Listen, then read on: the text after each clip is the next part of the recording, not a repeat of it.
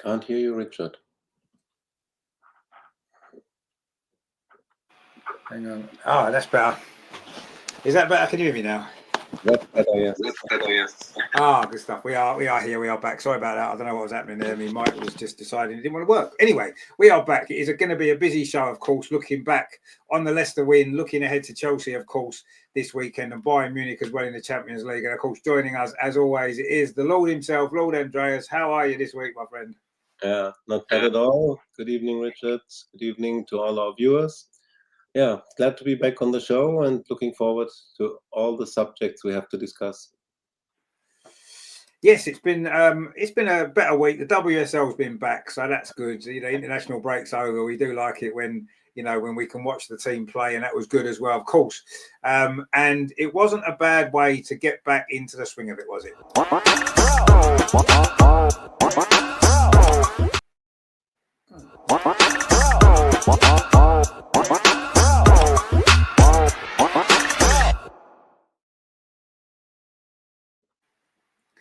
So, of course, Stina is back in the starting lineup, and she does what she does best, of course.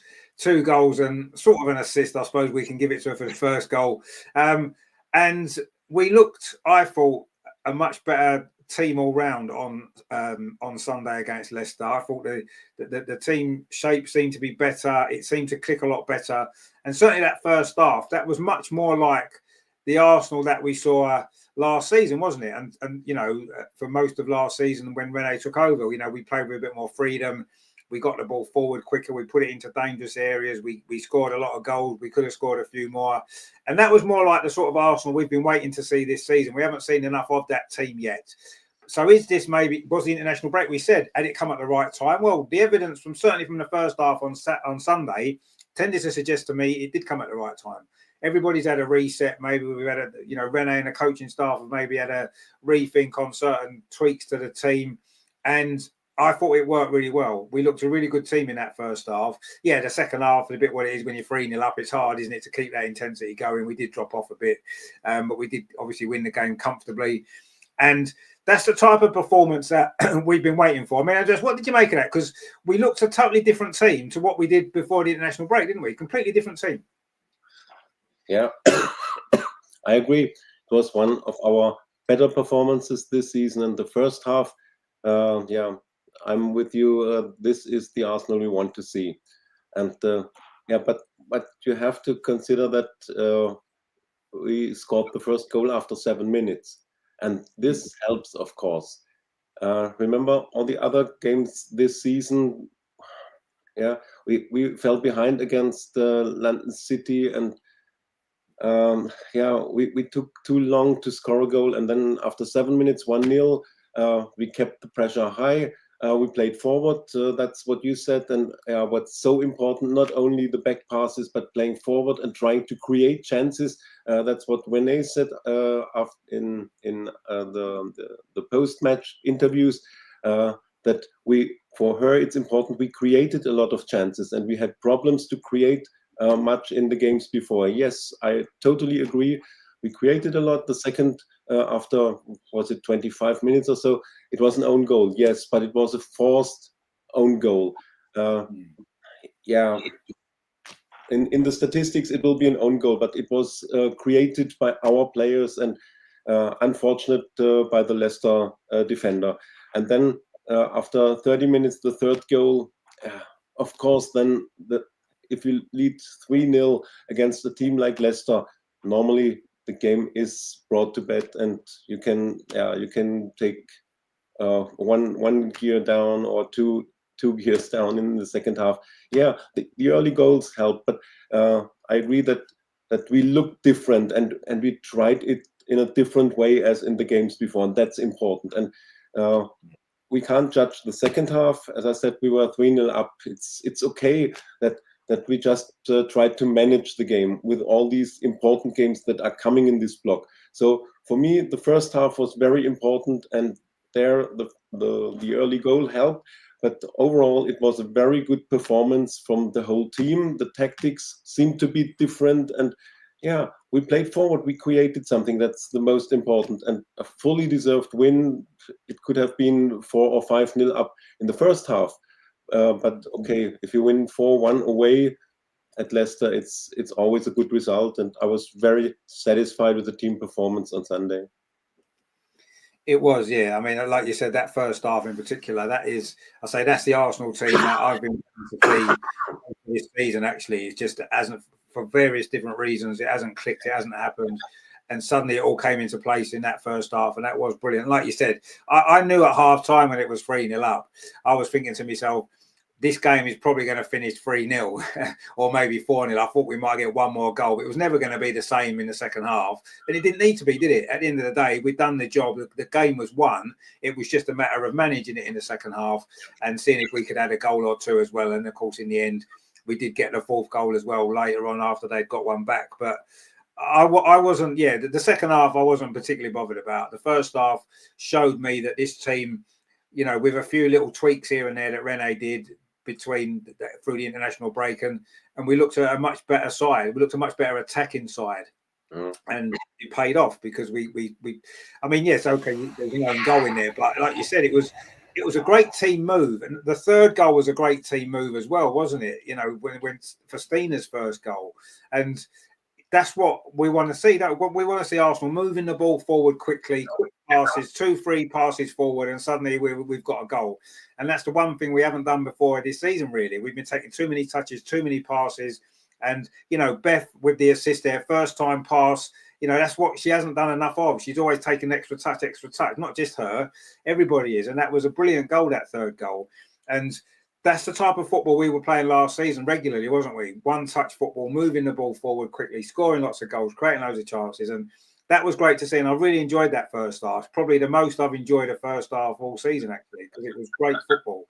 And in the end, the second half was a bit of a non-event to put a certain degree. But the job was done, and we completed it well in the end. And, it's exactly what we needed. With the run of games we've got coming up, the Leicester game wasn't a free hit really, but it was a good opportunity, wasn't it, to get going again after the break, get the victory, and hopefully get some positives. And there was a lot of positives that we can take forward now for the next few games, which are going to be really tough. And that was the most important thing for me as well. The win we needed, we knew that. We thought it might be a bit scrappy, and as it turned out, it wasn't. It was really, really comfortable, a really good performance, and that can only be a good thing, kind of, for obviously certainly for this week coming up, and even beyond that. Tilma says there, when Arsenal fans boo Millie Bright at the weekend and the Chelsea fans join in. I don't think that's going to happen, is it? But anyway, we'll see. I'm not sure if that's going to happen. John's with us. Hey there, John. Good to see you, my friend. It's good to have you with us. Agneta as well. Yeah, last Sunday, what it was, I did. I ran a long run in the morning. I didn't get back until halfway through the first half, and I just thought it's too late now. So I just watched the game. So I'm sorry about that, but we'll be back on this weekend. Greg's versus well, it's an evening all great to see and hear, just like Barry's song Sound and Vision. Yeah, we've got both Sound and Vision now. Yeah, I mean, Mike was on mute, I think it was. Of course, good to see you from Sweden. I'm not liking this comment very much from LG there. It says, typical Stina performance, scoring after missing a million chances before. I don't know about that. I mean, how many chances does Erling Haaland miss? It doesn't matter how many chances they miss. What matters is how many goals they score. Stina's our top scorer. She's not on the pitch very often. She got a full game on Sunday, but she's not on the pitch enough, and she's our top scorer. So, I don't care if she misses 10 chances. What's important is she's still getting into those good positions. She's making the right run. She's getting on the end of chances, and she does stick them away. She will stick them away. If you give her the chances, she'll score goals. Stick her in the team every week. She'll score goals. And I know that there's not much doubt that Leslie Russo is a much better all-round player. And I'm not going to try and say anything different. But Stina is a better goal scorer. You play Stina in the number 9, she will score more goals than if you play Leslie Russo in the number 9. She will. She's proved it before. But Leslie Russo's, it's Rene finding the way to get Stina and Leslie in the team together. She's done it before. It's worked. It worked against Leicester. Will it work in other games? Will it even happen against Chelsea? We'll find out. We'll talk about that a bit later. But it was a typical Stina performance because she played really well and she scored 2 goals and she was a constant threat to the Leicester defence all game. So it was a typical Stina performance, not because she missed chances, but just her all-round performance. I've always said this, since we signed her, I said she's the women's team's equivalent of Aubameyang when he played for the men's team. Makes fantastic runs into the box, knows where to be. Yes, we'll miss some chances. Of course, everybody does. Haaland misses chances. Messi misses chances. Ronaldo used to miss. Everyone misses chances. But she makes intelligent runs. She pulls defenders about, and she will score goals. You give her the ball in the right areas, and she will score goals. And she's proved that time after time after time. And she'll continue to prove it while she's in the team. And, you know, I was so happy for her because how many games does she start? Very, very rarely does she start a game. Hardly ever. So when I saw the team sheet, I think Stina's got a great chance today to show what she can do. And that's exactly what she did. She got player in the match. 2 goals. Yeah, she could have had a couple more. Absolutely, she could have done. But she did her job that she had to do. And she showed exactly why every single team in this league would have Stina as their technically backup number 9, because that's technically what she is now. Every single team in Europe would have her as their backup number 9. They would. Absolutely, everybody would, and we've got her, so we should be pleased that we've got her. And when she plays, she never lets us down, and I was delighted for her. John says the changes made a big difference. Some were forced on Renee. Yeah, obviously some were, and some she probably decided herself, or her and the coaching team decided themselves, and it worked. Absolutely, it worked. And yes, sometimes you're going to get injuries, and sometimes that actually helps because it forces changes sometimes that wouldn't have happened otherwise. And was that the case there? I don't know. Maybe it was. Obviously, Leia Cadena played in defence. She's not played much either. Another player who doesn't hardly play. Even Jenna Nice-Wonga came on. She even got on the pitch. That's how good that performance was. We were even able to play Jenna Nice-Wonga in the second half. Look at that. That was brilliant, wasn't it? So, you know, it was very positive all round. Obviously, Emily Fox got a rest. Taylor Hyde played right back. She did all right there. Good stuff. It was a good game to make some changes, wasn't it? Because Leicester aren't the strongest team. We know that. But yeah, no, you're right. Some of the changes were false because of the international break and injuries and tiredness and stuff. Some of them I think were deliberate. I think playing Stina and Leslie Russo the way that they did was a deliberate tactic for that game. And yeah, it's good. Top Shelf says, hello all from the Great White North. Lovely stuff. The Great White. I don't know exactly where that will be. The Great White North. What's that? The North Pole. Greenland. Is that where you're from? Are you Father Christmas? But anyway, it's good to see you. And I'm glad that you're here. Greg says they're a needed win, but still a very under par performance. Where is that killing me? See, I don't think it was. I thought the second half was a bit flat, but we'd already done that. I thought the first half, I don't think you could say the first half was under par. I thought the first half was an extremely good performance. And, you know, we scored 3 goals, could have had a few more. And I know the second half, yeah, maybe it was a bit flatter, but we'd got the job done. Gratz Rivers Welly says, hi, how you doing? Yeah, we're very good, my friend. Good to see you. Chelma says, I'm confident the worst Chelsea will come out with is a draw, especially with Thompson resting and both LJ and Germa back. Well, we'll see. We'll talk about the Chelsea game in a bit, and I'm sure you'll enjoy that. Agneta says there, saying hello to Grat and some Swedish stuff there, which is good, isn't it? Which we don't understand, but we don't care. Greg says, the second half worries me. We needed a 90-minute performance. Now, what we needed to do was win the game.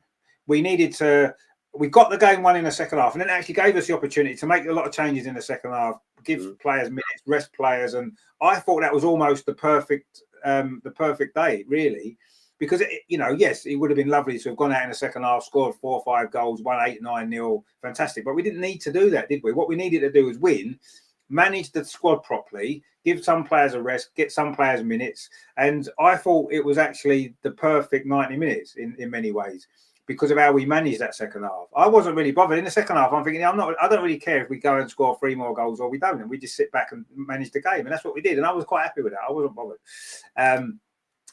Top Shelf says that win was great for team spirit. Yeah, it was. Yeah, exactly. It was good for everybody. I thought it was good all round. It was just good all round. I really enjoyed that. Grat says, where are we? I think it was great for Stina to score just so that she could get a better self-confidence. Yeah, exactly. But she has to learn to take the shot much sooner, quicker. Well, I don't know. I mean, I thought the first goal she scored, she took first time.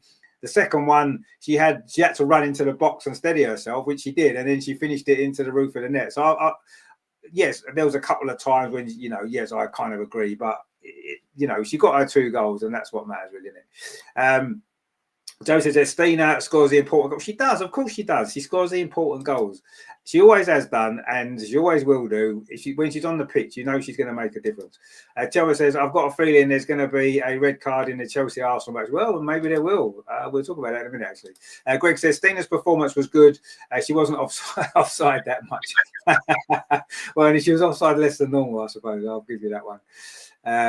Grat says, yeah, Haaland is just the Joker of Man City. Well, he is, yeah, absolutely. He's their Joker. Yeah, he is. No problem. Top Shelf says, Stina finds the back of the twine more often than not. Exactly. She does. Exactly right. LG says that Russo is the better in finishing, but not positioning. But Stina is better in positioning. But that's it. I think Stina makes great runs. If you watch her movement, is fantastic. Her movement in and around the box is much better than Russo's, and I think her finishing is better as well. I do. Russo scores a lot of goals because Russo plays 90 minutes every single week, usually in the number 9 position. So she gets chances. So of course she's going to score lots of goals. But I think she's because of her position and not being quite as natural. She's not a natural goal scorer, Leslie Russo, is she? She's not in the same sense that Stina is. So I think her positioning isn't always where it should be. So it makes her finishing more difficult because she's at different angles where she should be. And sometimes she's got to adjust her body and adjust her feet more. Stina, usually when she gets a chance, she's in the right position to take that chance. She doesn't always score. Of course, nobody scores all their chances. And I kind of agree with you about Stina's positioning. It's brilliant. Her movement in and around the penalty area is fantastic. And I've always said that since she joined us. That's the one thing that she's always been. I think she's the best in the league for movement. Yes, she's not the best striker. She's not the best player. But I think her movement in and around the box is fantastic. And I do think she's a better finisher because she gives herself the opportunity to be a better finisher because she's in a better position. Her body shape's better when the ball reaches her. Sometimes Leslie Russo takes a shot and she's stretching for it or she's whatever it is, you know what I mean? She gets underneath headers and stuff like that. So I don't know. But anyway, it's good to have them both, isn't it? And it's good that they both scored against Leicester. I mean, Andreas, what do you make of that? Do you think that I know we shouldn't really keep comparing Stina and Leslie Russo because they're different type of players, but they play in a similar position. So it's natural to maybe make the comparison. And I think they're so different that they can complement each other.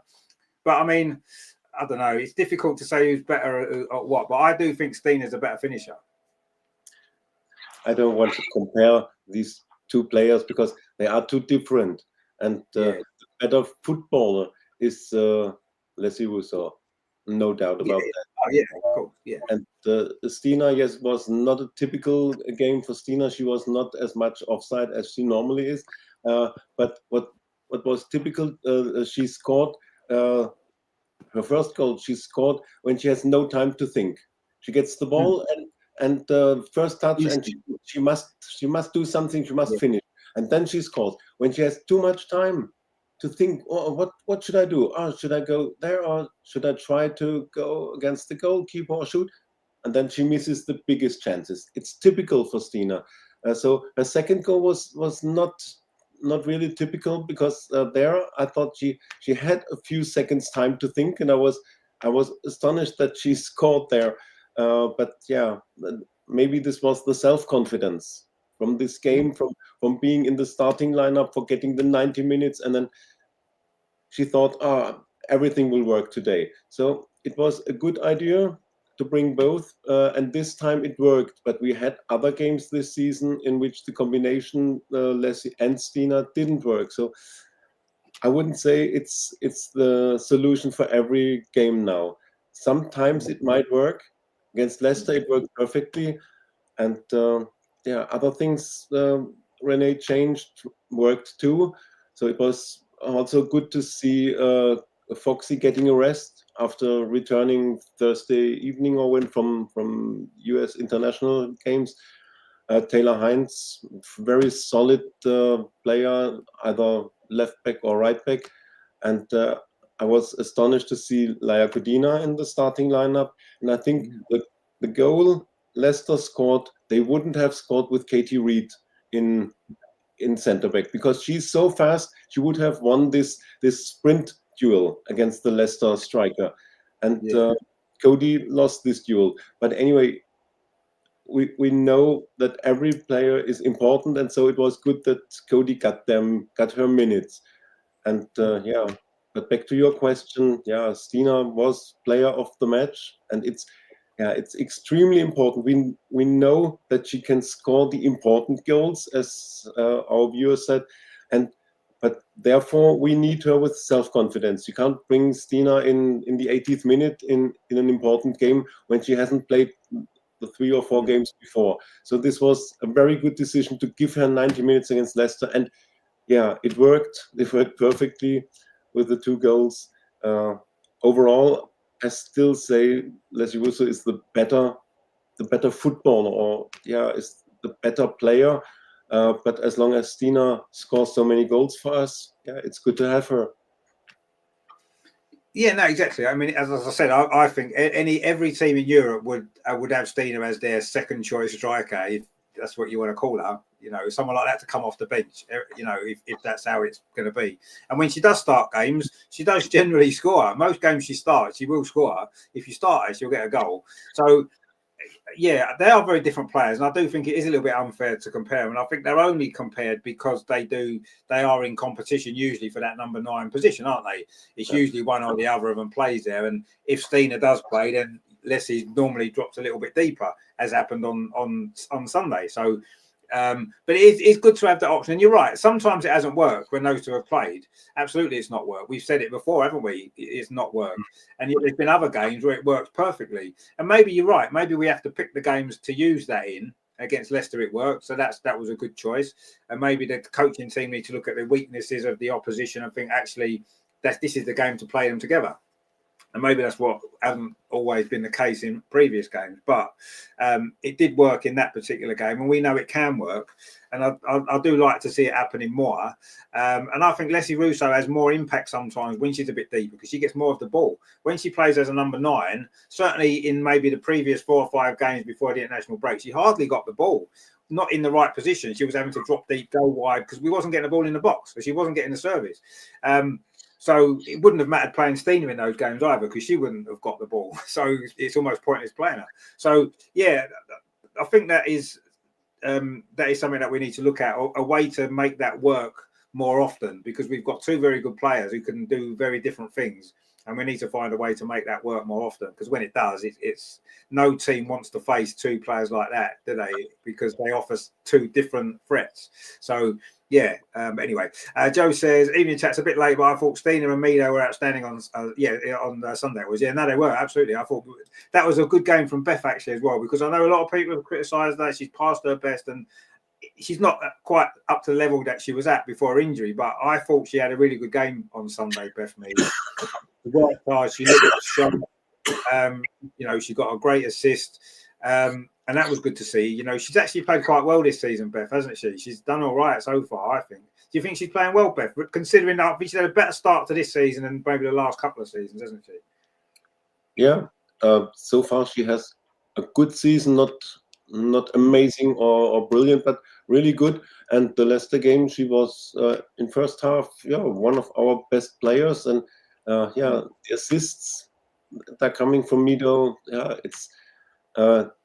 You shouldn't only you should not say she's not scoring goals or something like that. She's important on the wings. Her movements. She's often going inside, and we get a lot of assists from her, and that's one of her strengths.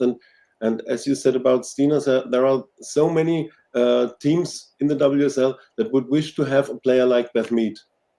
Not for scoring the goals, not for getting the crosses in like Chloe Kelly can do this, but for her player intelligence or creating chances, assisting, and these are her qualities now. Maybe she had more qualities before her injury, and now she has settled in and found new qualities to bring in for the team. And considering this, she was really good against Leicester, and for the whole season, I'd say she has a better season than the last 2 seasons. So it's good to see Beth on this level. No, I agree. Yeah, I think she's certainly played a lot better this season so far than she has done in the last couple of seasons. Absolutely, she has. And yeah, we know she's got more in her. We know that because we've seen it before. But ultimately, sometimes it's it's sometimes a slower process when you've had such a long injury that she had. So, you know, but she's getting there. She's playing well. She's played well for the Lionesses as well. Maybe she's a bit more confident at the minute. Maybe she's feeling that extra confidence. And it certainly showed against Leicester. And obviously we're going to need her. We're going to need everybody at their best for the next couple of weeks, certainly, aren't we, with the games we've got coming up. Greg says, Renee's starting to play her because the transfer window's coming and she wants Stina to stay. Well, I don't know if that's the reason, but yeah, I mean, I'm sure Stina will stay. Joe says, also thought Cody and Hines were steady with a couple of good through balls. Yeah, they did all right. Yeah, obviously, I agree with what Andreas said about the Leicester goal. Obviously, Cody's not the fastest and got outpaced and yeah, Katie Reid probably wouldn't have allowed that to happen. Leah Williamson wouldn't have allowed that to happen, probably. But no, I thought considering Cody's hardly played, she stepped in and did a decent enough job. I agree. I thought Taylor Hines was pretty steady as well. Yeah, no, I agree. And it's good, isn't it? Because we're going to need the squad players. And like we said before, it's no good throwing a player in after, you know, one game every 10 and expect them to play straight away at that level. They've got to have minutes on the pitch. They've got to be ready to play. And you're only ready to play by playing. So it's nice that they were given the games. You know, obviously Taylor Hines has played a bit more recently anyway. So it's good to see Cody get a game because she's not really played at all. You know, as I said, Jenna even came on. So it was good to see her get some minutes. We're going to need all the squad through the season. If we're going to be successful this season, we're going to need all the squad. And all the squad have to be ready. And they're only going to be ready if they get minutes. So it was good that we were able to give minutes to some players that haven't been playing enough. So, you know, that's good to see. And let's hope that carries on. Top shells from Canada. There you go. Yeah, well, it is quite white out there, I think, most of the time, isn't it? A lovely place, though. Good to have you with us. I'm sure we've got someone else who's from Canada, actually. Toronto, one of our viewers. Anyway, LG says, why is Chloe not starting? Yeah, you can't tell me Ford and Beth are better because they are simply not. Yeah, it's a little bit baffling. She's not been starting that many games, has she, Chloe Kelly? I'm not sure what's going on there. But, you know, like everybody else, we've got a squad.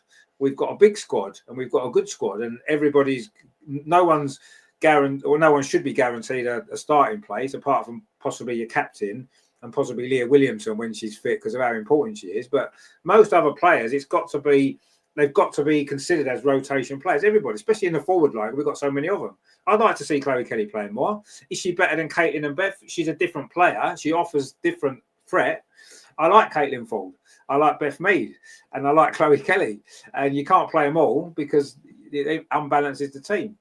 And it's good to have the options. We said that before, isn't it? You need players in your squad. You need good players in your squad, either to start or to come off the bench and have an impact. Chloe Kelly is actually, for England as well, has proved to be a really, really useful substitute off the bench, hasn't she?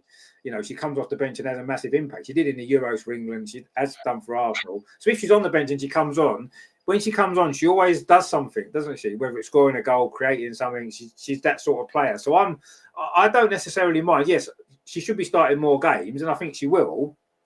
It's more of a rotational thing, I think. And it's, you know, we've said this before, that Renee doesn't seem to know her best front three at any time. So she's mixing and matching a little, isn't she? She's playing different players in those positions and swapping around to try to get the balance that she wants. And, you know, she should know by now because they're not new players, none of them. They've all been here a while. But anyway, I mean, Chloe Kelly will start more games, and I know she will. But the fact is, she's a squad player. She's part of the squad as everybody else is, and she's an important player, and she does a job when she's on the pitch, and that's all we can hope for from anyone, isn't it? That they do the job when they're there. And at the end of the day, the team that got picked on Sunday was the right team for that game because we won and won comfortably. So you can't argue with the selection. The substitutions were good. They all came on and got minutes and stuff like that. So for this particular game, I don't think we can really question the team lineup. In other games, when we've maybe lost, think, why wasn't this player starting? Why didn't that player start? We can ask the questions then, can't we? But when we've won the game and won comfortably, you have to say, Rene got that one right. So, you know, that's all we really need to worry about. Matthew Rivers there, he says, hi, how you doing, my friend? Good to see you. And we've got one somebody goes says we're shocked at how slow Kadina is. Well, I don't think we were shocked. We've seen how slow she is before. We know she's slow. And to be fair, the Leicester striker actually, when she came on, she caused us a few problems because she was quite fast and nippy, you know, and that's going to cause problems to any defence. And we didn't have the two fastest centre backs either, which didn't help. But yeah, Joe says I liked Russo in the 10. Yeah, I thought she played well there. Absolutely, she did, and she can play that position as well. And it worked well, didn't it? Cheryl says there, funny how Thompson and Smith will end up going head to head on the same wing if they both start. Well, they could do. Yeah, it'll be interesting to see what's going to happen on that game, actually. Matthew says there, Russo can definitely hit the ball better. She's maybe a better striker of the ball, but it doesn't mean she's a better finisher. But anyway, I'm glad we've got both, and that's the point. Joe says, 9.5. Yeah, maybe 9.5. That's where maybe she should play. Yeah, if that's a real thing. John says Stina missed a couple too. Took too much time, but could have had 2 more because she made the run and got in the right place. Exactly. Yeah, and that's what she always does. That's what I'm saying. She always makes them runs. And Matthew says Fox is the only player in the Arsenal back line with true pace. Yeah, she's the quickest, obviously. But I think Katie Reid can move when she needs to. Leah Williamson can shift over short distances. So, I think we have got pace there when they're playing. Greg says Russo is a better all-round player. She battles the whole game, where Stina is better playing on the last event. Yeah, exactly. Yeah, Stina's and Russo have got different strengths, haven't they? So, yeah. And then it says, when is Leah Williamson back? Probably not till January, if we're honest. So, she's still not even proper training yet. So it's going to be a while. But, yeah, she'll be back soon, and we'll look forward to that. LG says Stina is not clinical in 1v1s because she has time to think of where to put the ball. That's her weakness. Yeah, a little bit. I'd agree with that.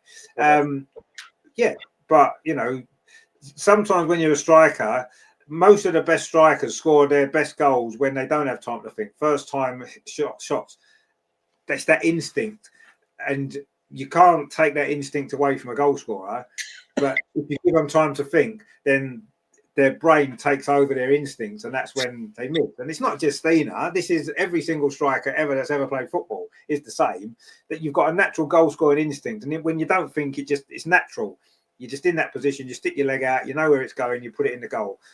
And all the top strikers have that instinct. And I say, when you've got more time to think, it's more difficult, because you go through, it'll go through your mind, won't it? Do I do this? Do I do that? Do I go around a keeper? Do I shoot? And it's making the right decision every time. And it's difficult to do, and no one really does it. Gunnar7 says, is Woober Moy available? Yeah, as far as I know, she's available, yeah. Did she come on? I can't remember if she came on against Leicester or not now. She didn't start, did she? She wasn't. Come on, no. I was in the squad, no. Did she get an injury? No, Renee said Lotta is rebuilding her fitness, whatever this means. Oh. Well, that's kind of means she's had an injury or something then, doesn't it? Anyway, John says Leicester striker was rapid. No, she was rapid, absolutely. She was fast. She caused us a few problems, actually. She looked quite good. Greg says Russo is a world-class player. Stina is a good forward. Well, no, exactly. Yeah, no, I'd agree with that. I think Stina's more than a good forward. Obviously, she's a very good forward. But yeah, you're right. And Russo as a player is much better. LG says Hines is probably better going forward than Emily Fox. Fox is not that strong in forward positions, which is my criticism of her, because that's what's required for a modern forward. I mean, she gets forward a lot, but yeah, when she gets there, she doesn't always know to make the right decisions when she gets there, does she? You're right. And Taylor Hines is more natural because I think she's played more forward in her career, hasn't she? Once again says, I can't lie, Hines is not even better than McCall. No, they're different players again, aren't they? But she's a good player to have in the squad. Top Shell says, agreed, the Leicester striker has some wheels. No, absolutely. She was absolute flyer, wasn't she? Agnes says there, Amida's really stepped up. Yeah, no, she has. She's had a good season, definitely, and it's good to see as well. Matthew says, hang on, where are we? Hines looked okay on the right, but her seems prone to panic and would make a dangerous play. Yeah, but I think that's because that's not a natural side, is it? So it's more difficult when you're not on your natural side of the pitch. But I thought she played quite well, actually. John says, I think Beth has played well the last 4 games and for England. She's showing her critics she isn't finished yet. Absolutely, yeah. Still capable of top-tier performances, also a very intelligent player. No, I agree with all that, yeah. And you don't lose any of that, do you? The one thing that you lose maybe is a little bit of fitness, a little bit of confidence. You've got to maybe adjust your body slightly to compensate for your injury and stuff. And I think she's gone through that. Matthew says, Mead mostly just lacks pace. And I think that's always been the case, hasn't it? I think pace has never been Beth's strength, has it? That's not what she's known for. And that's never going to change. She's never going to get fast, is she, suddenly? So, but yeah, we'll see what happens there. We've got India Mastiff says there, since England lost to Brazil, Arsenal players have been given a reality check. They've stepped up. Good time for Chelsea and Bayern. Which, I kind of agree. I think it is a good time, actually. We'll see. We'll see, obviously, this week. John says, Kelly had a bandaged knee. I'm sure I saw that when she was standing up. I was like, yeah, and I think she's had a bit of an injury ongoing much of the season, actually, Chloe Kelly. I don't think she's been 100% fit. But, obviously she must be fit enough because she has been playing. So let's see what happens. I mean, she's an important player, and I'm sure she's going to play a lot more minutes. Joe says it's important for the bench to start getting decent minutes because we lose Caitlin, KCC and Steph in the new year for the Asia Cup. Yeah, exactly. I mean, KCC's not been playing much anyway, but certainly Caitlin and Steph have. But obviously by then, Leah Williamson should be fit. So that should be, Steph will go, but Leah Williamson comes back in and suddenly we're looking okay. But yeah, we have to be ready for that. I'm sure we will be. 170 Gunner says that we got options in attack, but our midfield is light. Only Mariona and Little are good enough. Yeah, but I mean, this is a problem we said back in the summer, didn't we? We hadn't strengthened our midfield enough, and we are a bit short there. But yeah, I mean, it is what it is now until January, certainly. Greg says, yes, we've got a big squad, but still lacking creativity. But yeah, we are, absolutely. We are lacking creativity. We've got a lot of players, but we've got a lot of similar players, haven't we? Rather than real depth in different positions. We've got a lot of very similar players, haven't we? India Mastiff says, should be a sellout on Saturday, 60,000 plus. Yeah, I would imagine it would be. Let's hope so. Matthew says, Leah is training on the grass already. She's making good progress. I wish on the grass. I saw her training in the gym. There was a video of her, was it last couple of days ago? I saw one of her training in the gym. So she's obviously getting back. But yeah, it's still a way off yet, but hopefully, January she'll be back. India Matthew says that we have just over 1,300 allocation for the Bayern game. Can't wait to go. It's at the Allianz Arena. Anyone else going? Well, we know someone who's going, sitting here. Andreas will be going, so you'll definitely see Andreas here. Yeah, if anyone else is going, you have to let us know if you're going to Bayern next week, of course. Greg says, we're still struggling in front of goal. Either players try to go alone or try to play the X. Well, sometimes, yeah. But I thought Leicester was better that first half. I thought we made the right choices. LG says Chelsea have fullbacks like Carpenter and Baltimore who are dangerous going forward. Can't say the same for Fox. No, I agree with that. I mean, they've got top players, Chelsea, haven't they? Top Shelf says, is Liv Smith injured? Yeah. I think she's carrying an injury, isn't she? She is at the minute. She has a bruised hip. If I'm right informed, she caught this injury during the international break in a game for Canada. She had to go off, and since then, I think she's not ready to play. But it's not as serious as we thought first. So she is in training, maybe individual training. I don't think she will be available for Chelsea and Bayern, but she should be back. Yeah, in this block in November, I hope. Yeah, no, let's hope so, because obviously she's a great player as well. Another important squad player that we need. Joe says Leah was out on a training pitch. I haven't seen anything from today, so no, that's good news. And if she is, it might mean that we'll see her a little bit sooner than we anticipate. I know the club had said they wasn't expecting her to be fit probably till after the Christmas break, but if you can get back quicker, that'll be great. So we shall see. LG says they're spot on, Rich. We have a lot of midfield players, but most of them are similar. If you take out KCC and put in Palova, there's not much of a difference because they're quite similar. Exactly, and I think that's the same in a lot of positions, really. We've got a lot of players, but too many are too similar. And sometimes you need a different option, don't you? Someone who can do something different. And that's why Stina and Leslie Russo sometimes are quite good, because they are different. They offer different threats, don't they? And we need that more often in more positions, probably. But anyway, of course, after Leicester, which was very, very good, I think we've got a game at the weekend. I don't know who we're playing. Some little team that no one's really heard of.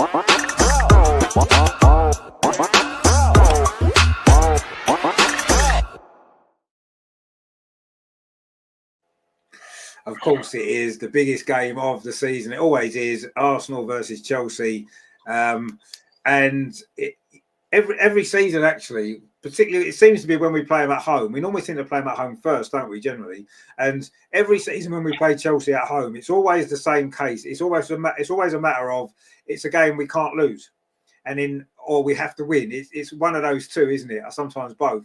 And this is exactly the same again, isn't it? Because we definitely can't afford to lose this game, or that's it. The title's done. Even a draw probably won't be quite enough. But the good news is, if we can find a way to win, we would only be 2 points behind them. 2 points behind Chelsea. That's just one draw away from them. So it shows what a massive game this is for us. You know, an opportunity is there, isn't it? You know, it looked as though the title had gone a few weeks ago after we lost to Man City and you know, a couple of draws, and it looked like that was it. It was done. There was no way we could get back in the title race. We might as well forget it. And suddenly now we've got an opportunity on Saturday to win that game and be just 2 points behind. And that's nothing, really. That's nothing. Chelsea can draw a game. Absolutely, they can draw a game. And then suddenly we win and we level. So what a big opportunity that this is for us now. Such a big opportunity that if we can find a way to take it and we can get the 3 points somehow, then what a massive difference it's going to make to the whole, not just for us. I mean, you know, Man City, Man United will probably be begging us to win that game so that Chelsea can drop points. It's not just going to help us, but we only need to think of ourselves. We have to win, really. And I must admit, before the Leicester game, I didn't really give us a lot of hope, if I'm honest. You hope we might do it, but I wasn't expecting us to win. Now, suddenly I think to myself, you know what? I actually think we've got a good chance. I'm not saying we're definitely going to win, but I think we've got a decent chance to do it. I really do. I think we've come into this game in better form. Chelsea still don't convince me when I've seen them. They don't convince me. That they get results. They know what they're doing. They're a very strong physical team, but they're not convincing, I don't think. So I think it's a big opportunity for us. I mean, Andreas, obviously we know how big a win would be. Do you think we can do it? Do you think we can get those 3 points and really, really throw that title race wide open? Difficult to say. It's as you said, it's a must-win for us, and the pressure is on us, not on Chelsea. But I've the actual table here, and don't make the mistake to only look on Chelsea. Yeah, we are 5 points behind Chelsea. If we win, it's only 2 points. But there's Man City. They are playing away at Everton. If they win their game, then we will be 4 points behind the leader of the WSL table. So it's not beating Chelsea and we are back in the title race and we are going to win the league. Even if we beat Chelsea, we are still probably 4 points behind the team leading the table. And we are 3 points behind United. And to make it even worse, we are still 1 point behind Spurs. Even if we win, let Spurs win at LCL, then we beat Chelsea and everybody's celebrating and saying, oh, we are back in the title race, but we will be on 5th place behind Spurs. So, and don't mention, if we lose the game against Chelsea, then it could be City wins. They have 21 points. We have 14 points. And the 3rd place team would be Man United, with probably 20.6 points behind the 3rd. Then not only the title race is over, maybe the whole season is over if we lose against Chelsea. So this makes a lot of pressure on us. And if Chelsea takes 1 point, it's enough for them. They have drawn against United. They have beaten City. To draw away at Arsenal would be sufficient for them, would be enough. So I think, if the game is long, 0-0 or 1-1, then Chelsea will try to bring home the 1 point. And we can't say, of course, then let's take it all. We must risk something. We must go forward, even in the second half, at the end of the second half. If we are not leading the game, then we have to risk something. And this probably causes the danger that we concede another goal from Chelsea. So it's a massive game. But on the other hand, these are the games the players want to play.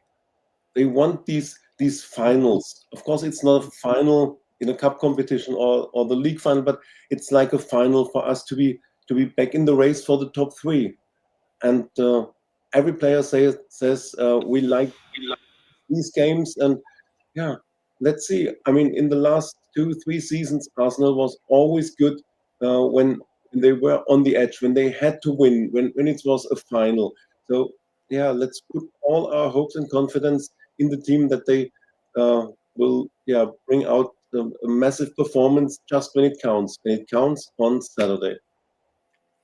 Absolutely, it definitely counts on Saturday. And I mean, we have, like you said, we have got a decent record in the sort of one-off games, if you like. And this is kind of a one-off game, isn't it? In a way, like you said, it's not a cup final, but it is almost a one-off game, because if we lose, then that is, yeah, you're right. It is not just Chelsea, but Chelsea are the benchmark team, aren't they? They've won the league all these years in a row. They're the team that you've got to aim to finish above if you're going to have any hope of doing anything. Yes, Man City and Man United are both doing well at the minute. I still feel that both of them will go through a little spell later in the season. They'll drop points like they always do and fall away. Chelsea, you know, they're probably not going to do that much. So what we have to do is we have to beat them, because they're still our biggest rivals for the title, I think. So, but yeah, you can only focus on the game you've got ahead of you anyway, and that's Chelsea anyway. So let's beat them, and then we can worry about the Manchester clubs later on once we've got Chelsea out of the way. But you know, even beating them, we're still behind, so it's not like suddenly we can write them off, because they'll still be above us. But we have to win to close that gap and make it more interesting for everybody. I think I think most sort of neutrals probably expect Chelsea to beat us. They probably do, because recent seasons have proved that that's what's happened. Chelsea generally have beat us, and they've gone on and won the league. So I think most people expect them to beat us. So it's a good opportunity for us to, really throw it open for everybody, not just for us, but make the season more open. Chelsea lose a game, and suddenly last season that they ran away with it a little bit, didn't they? And if this season it can be a bit tighter, and if the Manchester clubs are close, if we can get ourselves closer, it just makes it a more exciting season. And I think that it's important not only for Arsenal, but I think it's important for the WSL as a whole. If Chelsea lose a few games, you can't have them going unbeaten all the time. It's no good for anyone, is it? And then they are due a defeat. Absolutely they are. John says there, Chelsea weren't convincing against London City Lionesses last game. 2-0 that was, yeah. And Spurs the game before, which was 1-0. And before that, they drew 1-1 with Man U. I think we can beat them. Maybe 3-1 is doable. Well, you see, you're right. And they haven't been convincing. And they've not been convincing much of the season. But they find a way, don't they? They find a way every single week. We said it last week, didn't we? When we're looking at the LCL game, we said they'd find a way to win, and they did. They didn't play particularly well. They got the job done. They got the job done against Spurs. They got a point against Man United. Yeah, I mean, Chelsea are what they are, but I feel as though I'm more confident now that we can get a result on Saturday than I was a couple of weeks ago.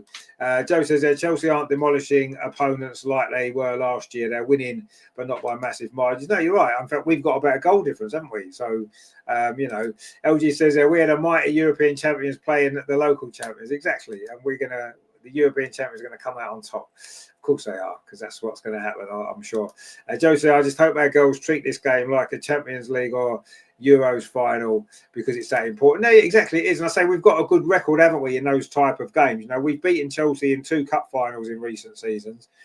So we know we can do it. But this is a different type of game, isn't it? It's a different type of challenge. But yeah, I'm confident I think we're going to play well, put it that way. I think we're going to have a good game. Is it going to be enough to beat them? I don't know. They don't lose often, do they? So, they haven't lost for a long time in the league. Joe says 2-1 Arsenal. See, there's some confidence going on there. I like that. There's confidence, and I'm kind of liking that. And if that confidence is in the team, if they've got confidence, who knows? We can achieve a lot of things, Nobody thought we'd beat Barcelona in the final, did they? Nobody thought we had a chance in that game, and we found a way and did it. In all fairness, Barcelona are better than Chelsea. They proved it. They scored 8 goals against them a few weeks before we beat them. They're a better team. And we went and beat Barcelona in a one-off game. So we can definitely beat Chelsea in a one-off game. We can. It's just, will we be able to get it together on the day enough to be able to do it? I don't know. Chelsea's the one game where I'm never really confident that we'll win. I hope we'll win. And it's great to win. I'm just always worried going into a Chelsea game, because it's Chelsea, and history comes to tell us that we need to be worried. Chelma says easy Chelsea 1-0 win. Well, it's not easy, is it, if it's 1-0, is it? Do you know what I mean? But Chelsea won't keep a clean sheet. Top Joe says hate to say it, draw 2-2, wouldn't surprise me. LG says worried about our defence. Chelsea are going to look to exploit that. Yeah, they will probably, but I think we've got players to hurt their defence as well. I mean, to be fair, it's got the makings of a great game, hasn't it? of the best teams in the league. There's no doubt. Okay, we've had our problems earlier in the season. We've dropped some silly points, but it's still Arsenal. Chelsea is still the top 2 teams in the league, regardless of what the league table currently says. We are the best 2 teams, and it's going to be a very, very interesting game. Joe says, when's the game on? It's Saturday at 12 o'clock. So it's early kickoff again, which is a bit annoying. Chelmer says, Chelsea have only conceded 3 goals. Yeah, no, but they haven't played Arsenal yet, have they? So don't worry about it. There's many goals they've conceded up till now. They haven't played Arsenal yet, have they? Who have they played? They've played, you know what I mean? London City Lionesses, they've got to get a clean sheet against Spurs. You know what I mean? That's no good, is it? They haven't played Arsenal yet. You wait till Saturday when you're conceding loads of goals and they're flying past your goalkeeper. You won't be saying they've only conceded 3 goals in, will you? Because they're going to concede 3 in the first half on Saturday. But no, I mean, in seriousness, obviously we know it's going to be a difficult game. We're going to have to be at our absolute best. We're going to have to basically make as few mistakes as possible. And when we get the chances in front of goal, we're going to have to take them. We're going to have to be clinical.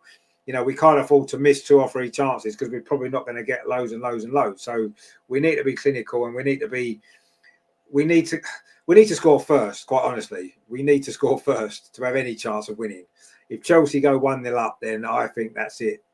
I think that's game over. And I don't think we can come back and beat them from 1-0 down. So I think we have to score first. And then if we do, hopefully we can build on that, get the confidence from being in front. And then Chelsea are going to have to open up more, aren't they? Because they're going to have, like Andreas is right, a draw is good result for Chelsea, really. They'll be reasonably happy with a draw. So if we go 1-0 up, then they're going to have to take a few more risks. There's going to be a few more gaps, and maybe we can exploit that and get a second goal and kill it off.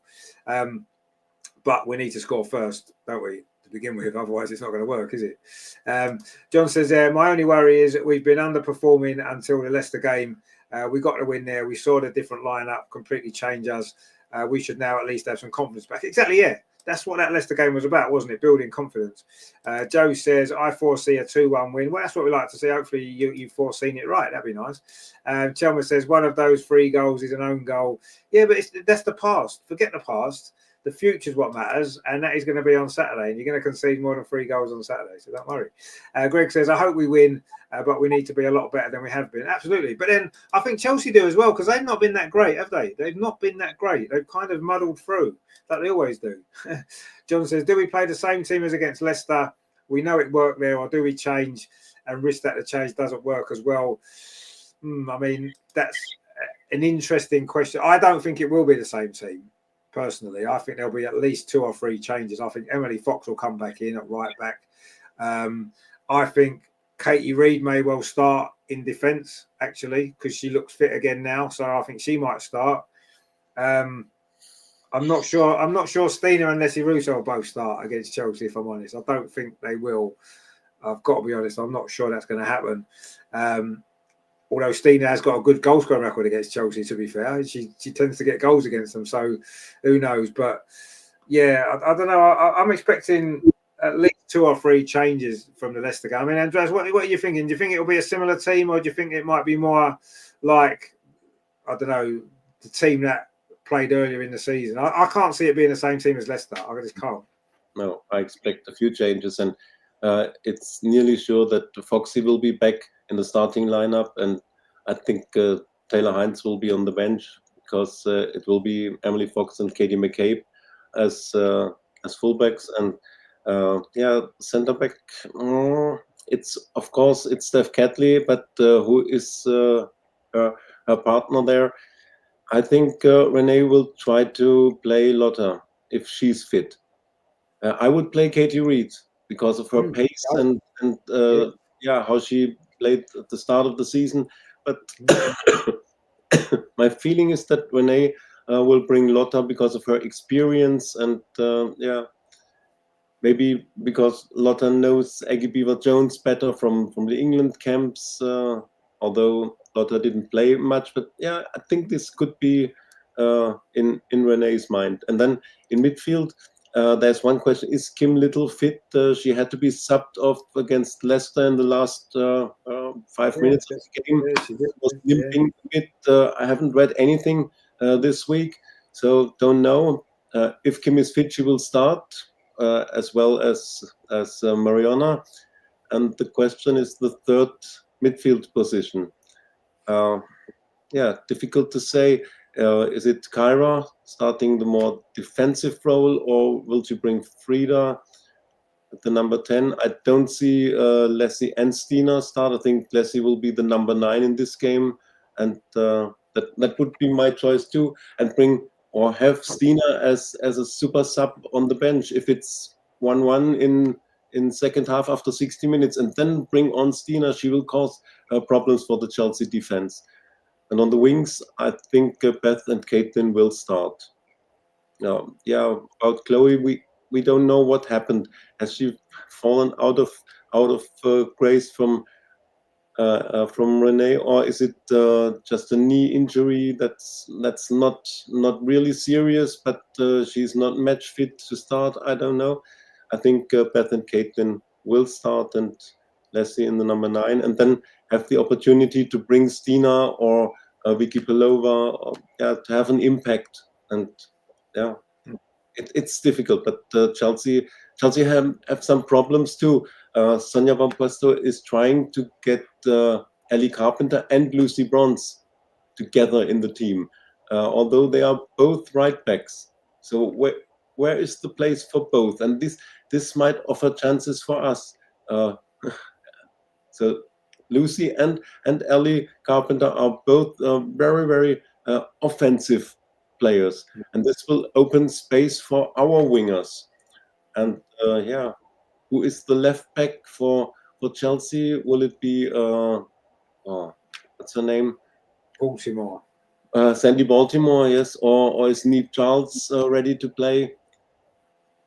Let's see. And on the wings, will it be Alicia Thompson or is it Guru Wrighton? Yeah, let's see.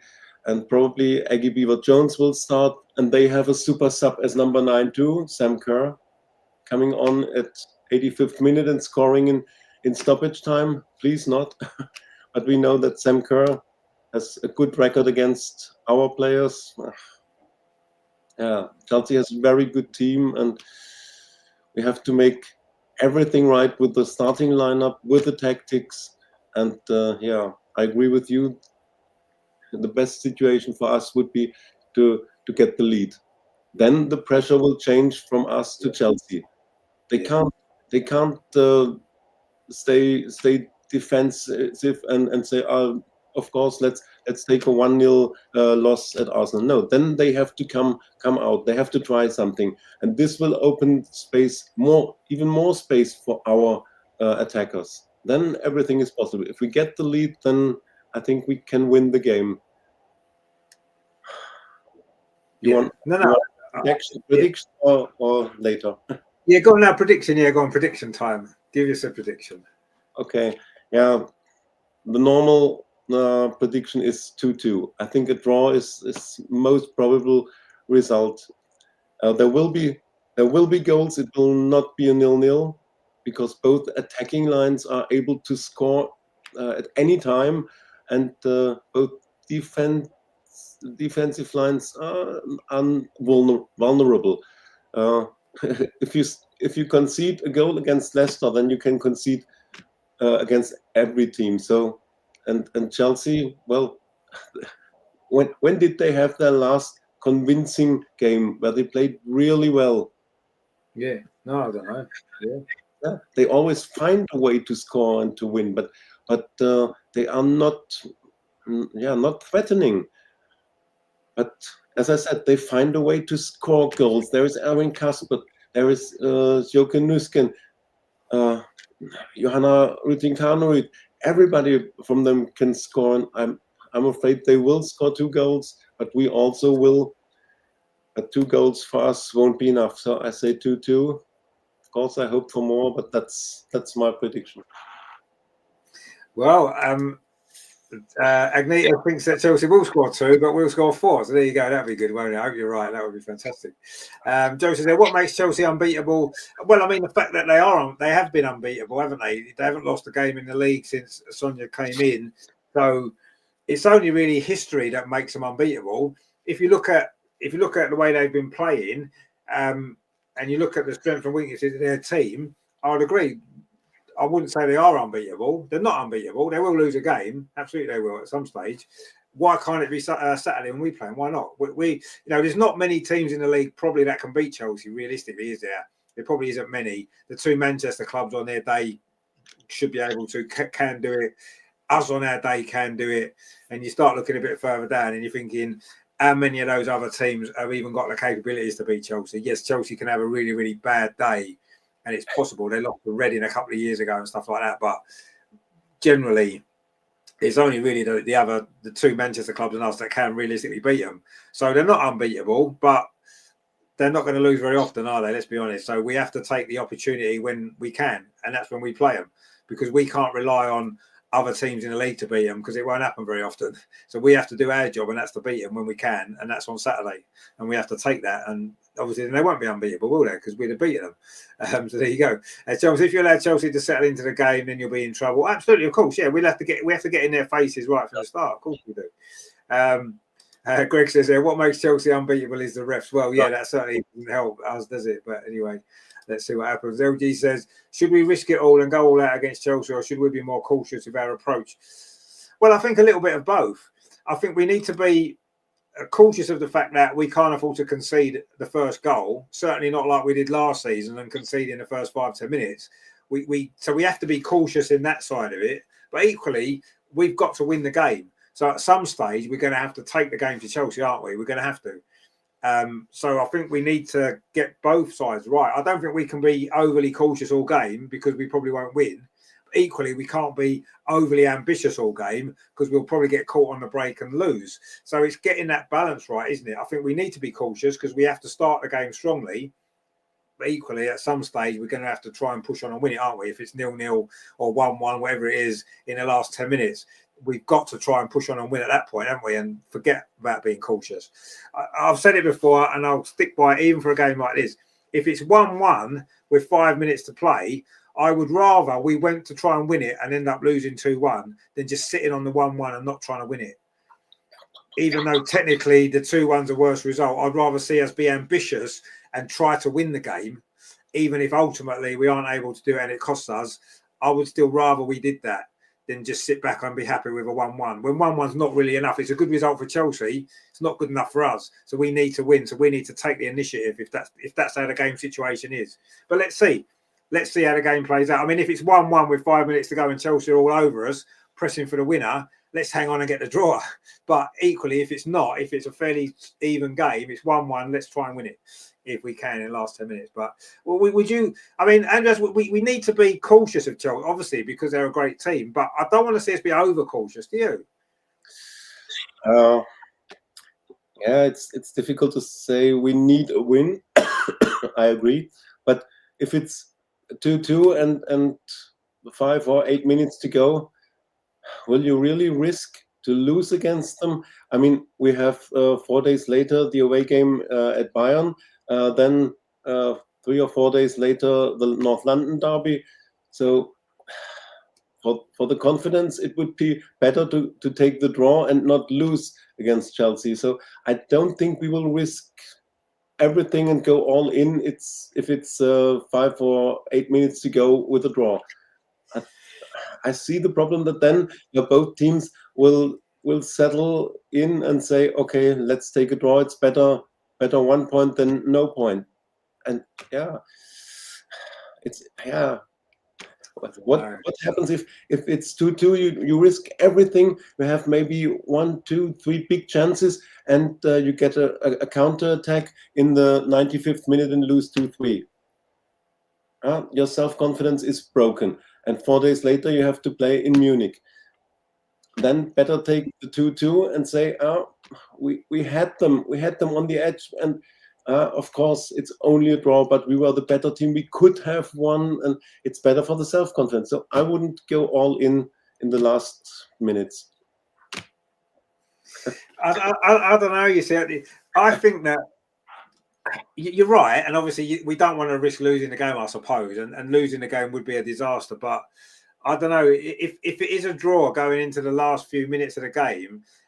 Like you said, we don't know if we could have won. by trying. We could win. We could push on, and we've got the players to score a goal and win the game. We have, and we can do it. But equally, by taking too many risks, you could lose. Of course you could. And you've got to be sensible, I suppose, in it. But I would rather see us at least try to win the game rather than just sitting on a draw and then, you know, like you said, leaving the game with the thought of, I wonder if we could have actually gone on and won that game if we pushed on a bit more. Could we have done it? I'd rather know that we pushed on and we didn't do it, rather than sitting back and wondering if we could have done. You know, there's no guarantee that if we push on, we'll lose the game. We might not win it. We might not create the chance to win it, but we might not necessarily lose. Yes, you're increasing your chances, I suppose, but equally you're increasing your chance of winning. It's a tough one, isn't it? And at the end of the day, how the game's played out is going to matter. When there's 5 minutes to play on Saturday, and if it's a draw, if the game's gone and we've maybe been the better team, I'll be wanting us to push on and win. But if it's a draw with 5 minutes to go and we've been under pressure for most of the game and we've been lucky to still be in it, I'd probably take the draw. So I suppose it's how the game's played out. But equally, I hope that we're in a position where in the last 5 minutes we can go on and win it. That's what I want to see, because that would be fantastic. But yeah, it is a tough one. But I don't like to see anybody sit, especially like if you want to be a serious team, you don't sit on a draw at home against your rival. You try and win the game. Surely, in the position that we're in, you try and win the game. If we were in Chelsea's position, I'd say, no, take the draw all day long. Don't worry. Draw's great, but we're not. We're 5 points behind. We're not 5 points in front. It's more onus on us to try and win. We're at home. So, but anyway, let's see how the game plays out first, and then we'll worry about it then. Joe makes a good point here. I don't see how Lotta can get picked over Reed. No, I agree. I don't. In this season, I agree 100%. There's no way Lotta should get picked over Katie Reed. But the points that Andreas made about the experience Lotta's got over Katie Reed in these type of games, that might be more important. So I don't know. I think there's an argument for Lotta to play on that basis. But yeah, I mean, Katie Reed's been magnificent. And I would play her if it was me as well. I agree. I would play Katie Reed all day long. If she's fit, play her, because her pace is important. The way she reads the game, her calmness on the ball is important. I think Lotta can get a bit flustered sometimes, panic a little bit. I think Katie Reed's more calm. But then, you know, against Leon, Katie Reed was exposed a bit. Her inexperience showed against the top team. So I don't know. It's a tough one. But Renee knows the players. Renee knows what to do. But yeah, I would go with Katie personally. Top Shelf says we might see Man United or Man City top. So yeah, we might do. Yeah, we might well do. Hopefully we will, because it means we've won and Chelsea have dropped points. So yeah, let's see. Chelmer says, I doubt if Aggie Beaver Jones starts this weekend. I think we'll start Sam. Because I'm not sure if Samco's ready to start a game, is she? She's been out a long time. I'm not sure. She's not fit anyway as a starter, because she run out of steam after 20 minutes anyway and she has to go off. So yeah, I'm not really bothered. Joe says Kelly's knee was heavily taped. So I think she's carrying a bit of an injury. Yeah, no, we said that earlier. Yeah, I agree. I think she might well be carrying a bit of an injury. She missed a couple of games, didn't she, earlier on? Greg says playing Lotta would be a mistake. Steph is slow, Lotta is slower. Yeah, no, absolutely. And Katie gives that balance. You're right. Yeah. Chelsea says there, Carpenter, Lucy and Garma are all back. I think Sonia likes Carpenter. Maybe Bronze will be benched. See, Caitlin Ford had a lot of joy against Lucy Bronze last season, didn't she, at the Emirates? So I'd like to see that again, actually. I'd like to see a repeat of that. So I hope Lucy Bronze plays for that reason. Chelma says Chelsea 1-0. No, it won't be 1-0 to Chelsea. No point in the game will it be 1-0 to Chelsea. John says, my prediction 3-1 to us. That's what we like to see, exactly. Chelma says 2 goals against Hannah Hampton's impossible. Well, it's not impossible, is it? Because a few teams have scored 2 against that. We're playing for England. So Craig says, don't panic, we'll win 6-2. That would be good, wouldn't it? That would be great. Joe says, was it our Phoebe reffing at the Leicester game? I don't know, actually. Was it? Or was she one of the linesmen? I don't know. Actually, it might have been. I'm not sure. But she was all right, the referee, actually, in that game. Chelmer says Hampson is about to put on a masterclass. No, she isn't. Well, no, I mean, she might do, because we're going to have so many shots that Hannah Hampton is going to be busy, diving about all over the place. So she'll be busy, definitely. Top Shelf says keepers could be the difference. Yeah, I mean, our keeper's doing all right now after a shaky start, so I'm not worried about that. And it said the weekend will be Chelsea's, whatever that means, but yeah, melting down. Yeah, no, I agree. In that we believe, indeed. Chelsea, if you've been watching Chelsea, it's usually Millie Bright pushing too far forward and leaving us exposed in transition. the Bjorn and Carpenter side is the one that actually stays solid. Well, we'll see, won't we? Yeah, Millie Bright, obviously, again, a bit like our defence. She's not exactly the quickest, is she? And we can get him behind and cause problems there. But yeah, we'll see. It's going to be an interesting game, isn't it? LG says it's funny that we have Chelsea, Bayern, and Spurs in a row, and the men have the exact set of fixtures in reverse order after the international break. Oh, that's true, actually. Yeah, that is true. Actually, it's funny how that's worked out, isn't it? Joe says the one time we played for a draw and bought lots on at the end, we lost. Well, yeah, that's true. That is true. We're not going to play for a draw, though, are we? We're going to play to win. Joe says, as long as the odious Cuthbert doesn't get the winner, yeah, that would be typical, wouldn't it? John says 1 point isn't enough. Nobody else is going to do it for us. We need to go for the 3 points. Exactly, yeah. 1 point v 0 will make no difference at the end of the season. 1 point versus 3 could, though. No, you're right. I mean, the only difference to losing is what it means is we don't get any points and Chelsea get another 3 plus the 5 they've already got. But yeah, you're right. In the overall scheme of things, 1 point or no points isn't going to make a lot of difference to where we finish in the season if it's not going to be above Chelsea. And if we don't win the game, it probably won't be above Chelsea, will it? So yeah, I kind of agree with you. I think you're right. And I want to see us go for the 3 points. I don't care, actually, now. I've decided. I've changed my mind. I don't care if we've been under the pressure for 89 minutes and it's 1-1 and we're hanging on. Let's try and win it in the last 5 minutes. Bring all the attackers on, off the bench, go for it and try and win it. That's what I want to see. Take all your defenders off. Don't care. Just go for the win. Try and win it. Because you're right. 3 points is so important. And 1 point isn't enough. Absolutely not. Greg says, it's better to lose trying than playing cautious. Just go for it like a bull in a china. So yeah, exactly. That's kind of what I think as well, actually. Top says, if anyone can take away points from Chelsea, it's a go. Yeah, of course, absolutely right. I said there's not many teams that can. We can. Will we? That's what we have to see. Andreas has gone for a 2-2. I'm actually confident we're going to win, actually. I must admit that I'm getting more and more confident. I think we'll do it. I'm going to go. We won't keep a clean sheet, I don't think. I don't think we will. Chelsea will score at least 1. I'm going to go 2-1. I think we'll win 2-1, and I think it's going to be great, and it's going to be fantastic. John's gone 3-1. Yeah, well, I'll go 3-1 as well. Then we'll get a third at the end as Chelsea panic at the last 5 minutes. They'll throw everybody forward to try and get a draw, and we'll get a third goal on the breakaway. That's what happens. Stina will get it. Joe says 2-1 Arsenal. We'll take that all day long. Absolutely. Shirley says, win by all means. Absolutely. We are going to. Don't worry. It's fine. We've got it under control. We have got it under control. So yeah, Saturday story is going to be something quite special, as it always is. Of course, you'll be there, Andreas, as always. Looking forward to that game. I'm sure you are. It's going to be a good atmosphere, isn't it? 60,000 at the Emirates again. It's going to be fantastic. Yeah, I think 55,000 tickets are sold, so it will be between 55 and 60,000. And yeah, this atmosphere should help us. If we have 55,000, then it's 54,500 supporting the Arsenal. And I know how good the atmosphere at the Emirates can be. Remember the Real Madrid game last season. So this can be a decisive point in this game. So let's hope for everybody to bring the noise and support the team, however the match goes. Let's support the girls for 90, 95, 98 minutes, and give everything. I just checked the referee in the Leicester game was Phoebe Cross. That's right. Oh, it was. Yeah, and just to clarify, my choice in defense would be Katie Reed, but I think Renee will decide pro Lotta. That's what I wanted to say. If I have to decide, of course, Katie Reed, because the way she played and with her pace against the pacey attackers from Chelsea, she would be the right in defense. Let's hope for a brilliant atmosphere, and maybe we, the supporters, can turn things around in this important game. I can't wait to be at the Emirates on Saturday. Oh, it's going to be a cracking atmosphere. I'm sure it will be. I mean, it's the biggest game of the season. If the fans aren't up for that, I don't like the 12 o'clock kickoff. I've got to be honest. I don't think that helps the atmosphere of any game. I think you're better off playing later. I'd rather have a later game, a 5:30 game, say for example, on a Saturday, rather than 12 o'clock. But anyway, I'm sure it will be a great atmosphere regardless. yeah, I don't really like that kickoff time, but anyway.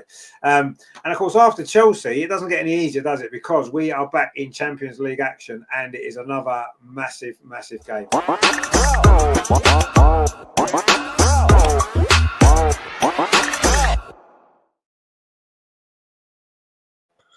And of course, it is the Andreas derby, Arsenal versus Bayern Munich, as always. We seem to be playing them every season at the minute, don't we? We seem to get to play them at some stage anyway. It always seems to happen. And it is, of course, a midweek game on Wednesday. That is going to be another difficult game. Of course it is. We know that. We know what happened last season when we played Bayern away. Didn't quite go to plan. The season before, no, not season 2 seasons before that, when we played them in a quarter-final away, we played really well but lost 1-0, didn't we, if you remember, before turning it around. So we don't have a great record, do we, away at Bayern, certainly recently. And it's going to be another difficult game. But we said this before, it is quite important, isn't it? What happens against Chelsea will have an impact on Bayern Munich. I'm sure it will, either way. Either we beat Chelsea, everyone's flying, we go to Bayern, massive confidence, and we can go on and win the game. Or if we lose to Chelsea, everyone's on a bit of a downer. We go to Bayern on a downer, as we did last year, and you can see what can happen. So it's difficult to predict what Arsenal team might turn up in this game without knowing what's happened against Chelsea first. But looking at it as things stand right now, it's going to be a tough game anyway. I mean, how have Bayern been playing this season, Andreas? Are they doing pretty well? Are they playing well? Yes, they won all their games except one against the team on at the bottom of the table against Jena. They had a 0-0 draw. All other games they won, including a 3-1 away win at Wolfsburg. So, yeah, they have a good run in the league. But in Champions League, they have the same problem as we have. They lost the first game away at Barcelona, 7-1. And then they managed to get the win against Juve, 2-1. We lost against Lyon and got a win at Benfica. So it's the same situation for both. And Bayern Munich has a lot of injuries. Maybe you know ACL for Sarah Sadrasil, the Austrian midfielder, and Lena Oberdorf. Also, Vanessa Gilles, the centre back who came from Lyon, is out with injury. Caroline Simon is out with injury. Yeah, a lot of problems. And the last home game last weekend, they had 2 players from the second team getting their first minutes in the Bundesliga. Yeah, one of them was Luzi Zeringer, a 17-year young centre back. They don't had any players on the bench to bring. They had to bring players from the second team. So yeah, that might be a chance for us. That yeah, even if they have some players back, I think Barbara Dunst, who came from Frankfurt with an ACL, she made her first debut now on Tuesday away at Nuremberg. But anyway, she was out 7 or 8 months, and yeah, she won't have an impact on the team. So they couldn't rotate a lot in the last games, and that might be an advantage for us. That the small squad, due to many injuries, caused the remaining players to play every time 90 minutes. Georgia Stanway is the only defensive midfielder Bayern Munich still has. And Georgia is playing 90 minutes every game for Bayern Munich, for the Lionesses. And of course, she's brilliant, but maybe she will have one weaker game or something like that. Anyway, and one of the biggest strengths of Bayern, as we saw last season, is their set pieces. My Munich friends are always laughing when we compare the situation with the Arsenal men's team called Set Piece FC, and they call their women's team Set Piece FC because so many goals from corners and defenders like Viggorsdottir or Magda Eriksson are scoring with a header. So we have to be very, very well awake and know this. Last season we conceded goals from set piece against Bayern. So, on the other hand, they have a lot of problems when the opponents are pressing them high. The game last weekend was against Essen, They are on 13th position in the league, and Essen was pressing them high for the first 20 minutes. And Bayern didn't find any solution against this. They fell 1-0 behind against Essen, and then you could see that Essen couldn't play this high pressing for 90 minutes. And the more they offered more space to Bayern. Bayern came back into the game and turned things around, 1-1 and 2 more goals before halftime, and then the game was settled. So this would be, if I could give an advice to Rene, let's try to press them high. They don't like this. They find no solutions, and they make mistakes. Maybe you heard the name Momoko Tanikawa. She was the player of the tournament in this World 7 in summer. A Japanese midfielder. She's fantastic, but she had to play a more defensive role. Has Sandra Seelen Oberdorfer out? She's the double pivot with Stanway, and she made a terrible back pass, which caused the goal for Essen. So get them under pressure. They will make mistakes. Well, what we need to do.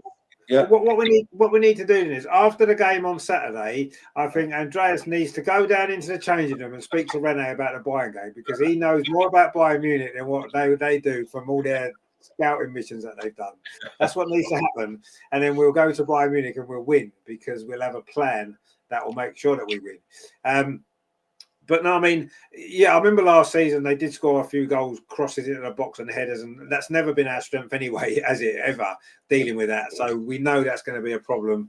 Obviously, Vingos Dottir is she scores a lot of headers anyway, so that's always going to be a danger. But the high press is interesting, because when we play like that, that's when we're at our best anyway, aren't we? When we press teams high, and if that's where Bayern have got weakness, then that's what we need to do. And I'm sure Rene will have it figured out anyway. I mean, I know she watches the show, so she's just got the best information that she needs.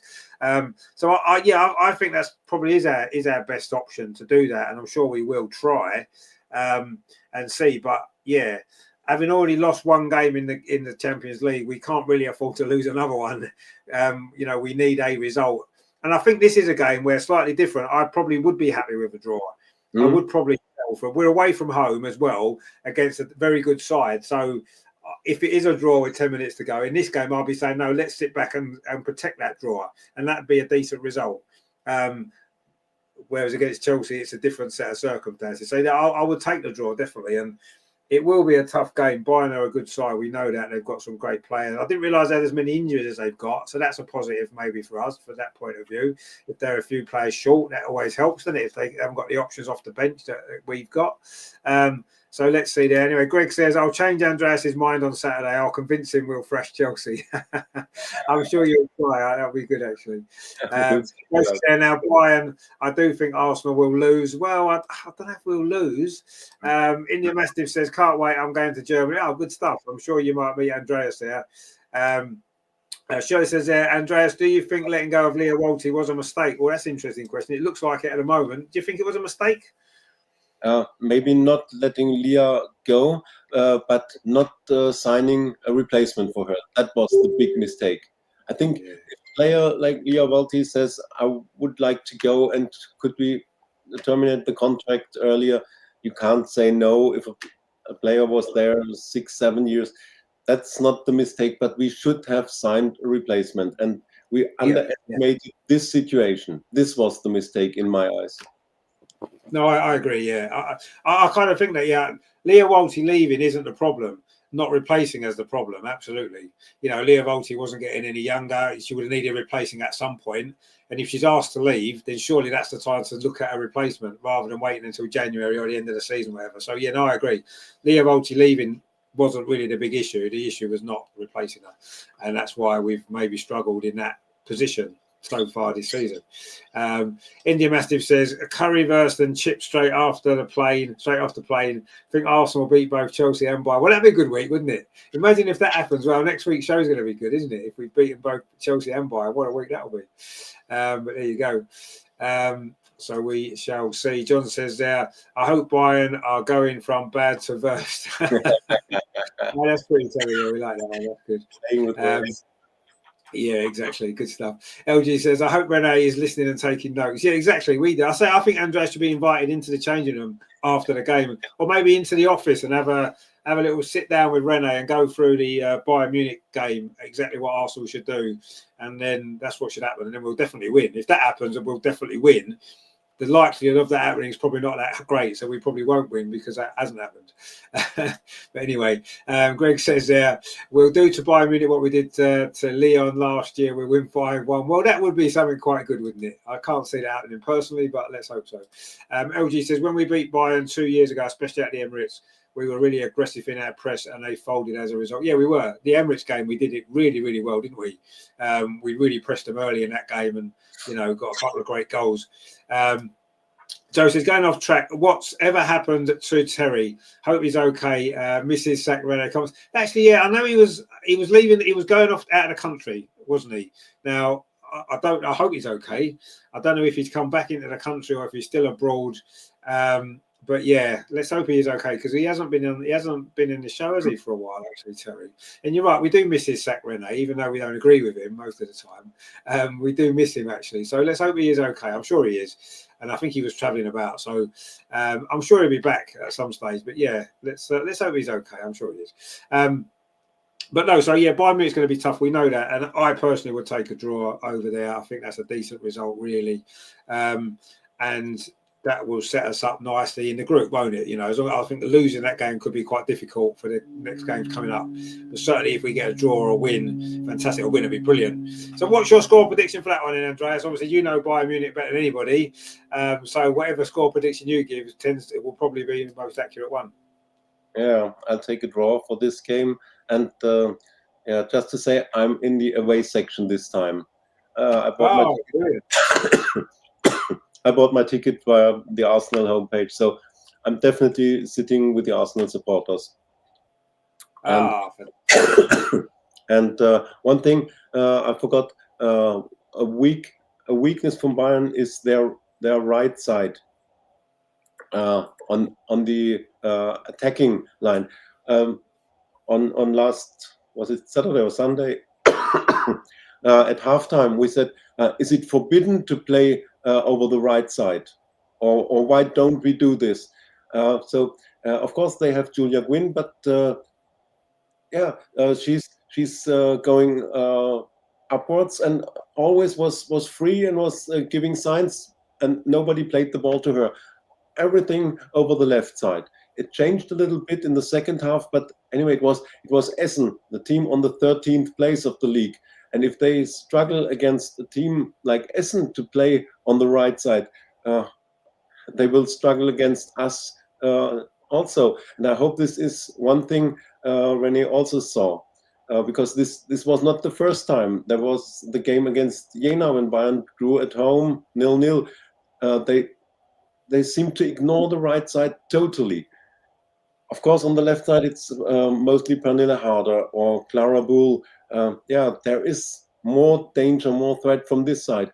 But it will be our right defense side. So it's Emily Fox. And Foxy has to stop Clara Bull as good as possible. And if we know that there is probably not much danger over their right side, it would be important to prepare for this. Yeah, maybe someone listens. These are things I realized, and be careful for set pieces, for corners. Normally, every corner is taken by Clara Bull, and they are always dangerous. They will score, but we will also score. So I say 1-1. I would take a draw. Yeah, I would definitely take a draw. Absolutely. John says, Bayern have let in 8 goals in 2 games. I'll go for 2-0 to us. Well, okay. Well, there you go. 2-0 there, says John. So that's going to be a good week if John's right. But no, I would take a draw. Absolutely. I would be well happy with a draw. I think, we've certainly got the capability to get a result there. And I think we need a result as well. I say, having lost to Lyon, there's a little bit of pressure on us, really, because 2 defeats isn't going to be great, is it? So we need some sort of result there, and I'm sure we can get it. But I still think that what happens in the Chelsea game will have an impact in some way in terms of how we approach the game. I say if we've lost, everyone's going to be on a big downer, and it's going to be difficult to lift ourselves again so soon. Obviously, if we beat Chelsea, then I would have no doubts that we'll definitely get a decent result in Bayern, and we could even win. If we beat Chelsea, I think the buzz and lift everyone will get, I think, could be really massive for us. But I think overall a draw would be a good result, and I'll take a draw, and yeah, that would be good. And I'm sure it'll be another good game. I mean, like we said before, these are the type of games, aren't they, that as a player you want to play in, don't you? These are the games that you want. It's all very well going to Leicester away, and that's fine, but you can't get excited about playing Leicester away. You can get excited about playing Chelsea at home and Bayern Munich away in the Champions League. That's a week to be excited about, isn't it, as a player, as a fan as well. These are games we like to see. John says there, just checked, and Barca beat Bayern 7-1. Yeah, no, but we're not Barca, are we? Although having said that, we beat Barca, so who knows? But yeah, I think we can get a draw, and that is, I say that'd be a really good result. So it's a really, really big week, isn't it? A really big week for us. Well, not even a week. The next 6 days, it's going to be massive, 2 massive games. And, you know, we sort of mentioned last week, didn't we, about whether this block of games was going to define the season. And it's going to go a long way to looking at where we might be. But this particular week, these 2 games now are so big, aren't they? So big, because 2 defeats here now, and that would be really, really a difficult time, wouldn't it, if we lost them both? I don't personally think we will.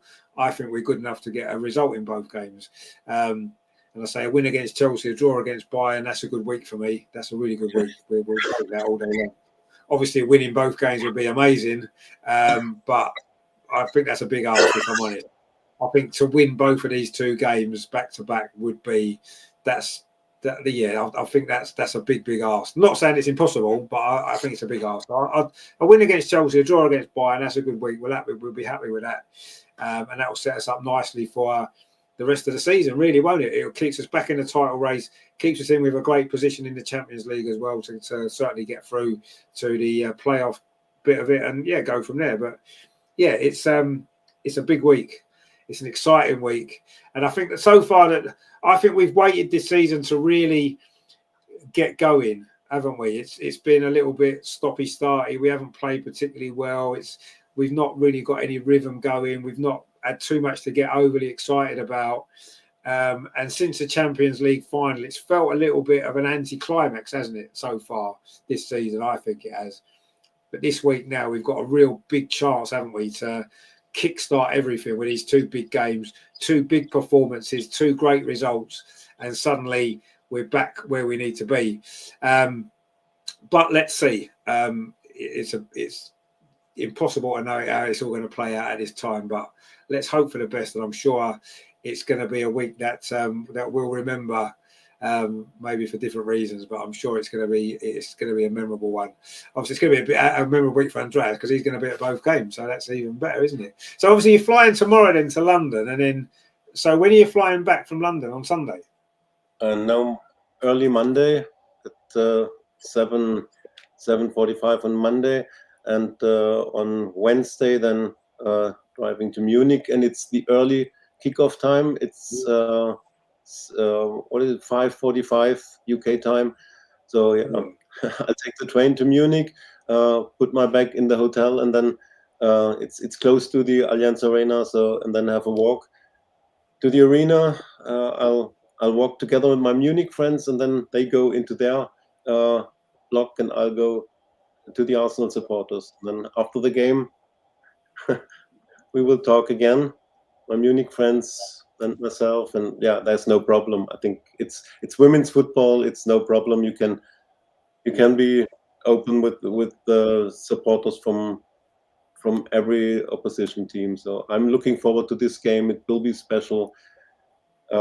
As far as I know, they have 10,000 tickets already sold. They hope for 15,000. So yeah, in the Allianz Arena, there's a capacity of over 75,000. So it will not be overcrowded or too full, but anyway, it will be a good atmosphere. But I hope that our supporters will be heard too, and will make a lot of noise and support the team. It will be yeah, will be something special. And maybe it's an advantage for us that we play in the Allianz Arena and not at the campus where only 2,500 and very close to the pitch. And yeah, there's more. The atmosphere is better to hear in the campus than in the arena with 15,000. So maybe small advantage for us. Well, let's see. Yeah, I mean, it could well be. Yeah, and I mean, we're used to playing in the big stadium anyway, aren't we? Because we play at the Emirates all the time, so we've got that experience of that type of stadium. And yeah, I mean, 15,000 would be quite good, actually, won't it? Considering, like you said, the crowds in Germany aren't nowhere near what they are in the WSL, are they? So, and Arsenal going to have a big following there anyway, and I'm sure we will make a lot of noise as we normally do. So it is going to be good. It will be a great night. And I mean, they say that about, the players have a lot of travelling to do, and they don't get a lot of recovery, rest time in between. And Andreas is flying back Monday, going to Germany going to Munich, on Wednesday. That's pretty good, isn't it? The players moan about that, but they get a lot more rest, don't they? And stuff like that. So they don't sometimes think of what the fans have to go through. Greg says, "Don't worry, we've got the best keeper in the league." Well, of course we have. Yeah, we have got the best keeper in the league. India Mastiff says, "Arsenal will bring the noise." Indeed, they will bring the noise. Absolutely, they will. It's going to be good. It's going to be a good week, actually. When I say it's going to be a good week, we'll see how the results go first. At the moment, it feels like a good week. Maybe this time next week, we won't be quite so happy about it, will we? But let's hope that we are. I think we're going to get 2 decent results. It's going to be good. But we're going to have to be at our best. We're going to have to play well. We're going to have to play better than we have most of the season. We're going to have to play like we did in the first half against Leicester, probably, or better. But no, I think we can. I think we can do it. We tend to turn up in the big games generally. We've got a good record of doing that. So let's hope we do in these 2 games. And next week, we can look back on a brilliant, brilliant week, a turning point in the season, maybe. And of course, then there's a small matter. It's the North London Derby the week after, isn't it? Next weekend. So the game's coming thick and fast at the minute. It's an exciting time, so it's going to be good. But we'll worry about Tottenham next week. For now, we're going to focus our energies on Chelsea, of course, on Saturday, and then Bayern Munich next week in 2 games that could define the season. Let's hope so. Let's hope they're doing the right way. We get the right results, and suddenly everything looks a bit brighter, doesn't it? So thanks for joining us tonight. Thank you to all your comments again. Wow, fantastic as always. It's always good to have you guys in the chat. And yeah, we might be missing Terry, but we've got a lot of people still here in the chat watching us, so that's good. So hopefully you guys will stay with us, and Terry will be back soon, I'm sure. So he's probably gone quiet because we won the Champions League, and he can't say Rene out anymore, can he? Because we've won the Champions League. But anyway, I'm sure he'll be back soon.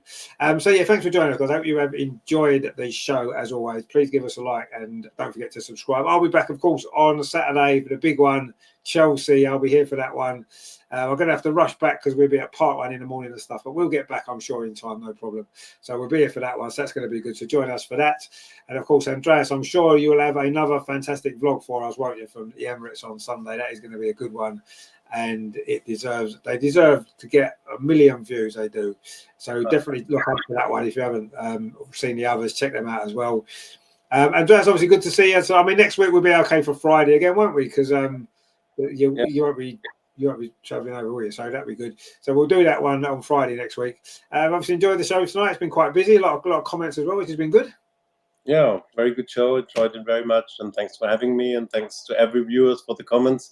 I liked it very much to talk about 2 games like Chelsea and Bayern Munich. As you said, that's the one the players are looking for, and that's the one we supporters are looking for. We want these big games, and of course, I enjoyed the show. Thank you. No, it's been great. Yeah, it's been great as always. I say, these are the games that we look forward to the most. The big games that have got some real meaning to them. So it's going to be an exciting week, I'm sure. Let's hope the team can embrace that as well and go out there and give us 2 good performances. We can't guarantee the team will win 2 games. They're 2 tough games. We can't guarantee that. But as long as the team go out there, play their best, give us their best, and then that's all we can ask for, isn't it? And if that's enough to get us the results we need, it'll be fantastic. We'll love it. If not, at least we can say, you know what, they gave everything for us. They did all they could possibly have done. And that's all we want to see. And hopefully it will give us the results that we need. India Mastiff says, thanks, guys. Hope to have a drink with you in Munich, Andreas. That'd be great, wouldn't it? You have to meet up. There could be a few people over the weekend and next week that Andreas is going to meet up with. He's going to be busy catching up with all you guys. 170 Gunner says, big up, Andreas and Slick Rich. Thank you very much. Good to have you. Good to have you with us, all of you, actually. Thanks for all your comments. It's been great. It's been a great show, of course, and it's going to be, I say, a really, really good week. So join us, of course, on Saturday for the big game. It's going to be fantastic, isn't it? I can't wait for that. It's a game it's the game I look forward to the most each season, but it's also the game I'm most nervous about because it's Chelsea, and you know it could end badly, but it won't this time. It's going to be good. We're going to enjoy it. So I'm really looking forward to it.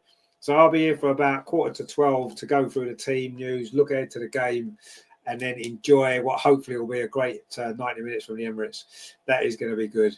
And of course, it'll be a Wednesday as well. Early kickoffs, that's going to be tricky to fit in around work and stuff, but I'm sure we'll find a way to watch that game. And of course, Andreas will have some vlogs for you.